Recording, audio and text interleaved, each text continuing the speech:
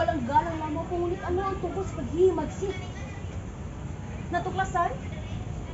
Tila marami ang nasangkot. Sino-sino mga nasangkot? Mauna na po kami at kami may pupuntahan pa.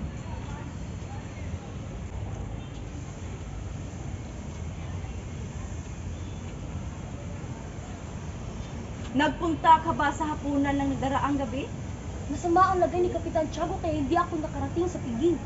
Mabuti ka pumunta roon, ngunit kasapi ka ba sa samahan ng mga mag-aaral? Ako po ay nagambag!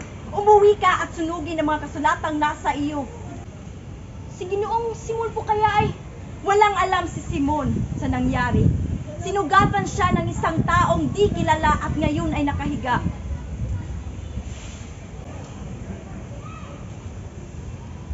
Butig kong nag-aamoy bangkay na si Kapitan Tiago. Dinadalaw na siya ng mga buwetre. Mauna na po ako. Kami rin. Tayo mga kasapi ay magbibilanggo! Hindi ka panipaniwalang ngayon lang nangyaring ang mga kabataan ay nabilanggo sa ngalan ng kalayaan. Ngunit sino bang hangal ang sumulat ng mga paskit? Wala tayong pakialam doon. Hindi natin tungkulin ang magsiyasat kung saan may panganib.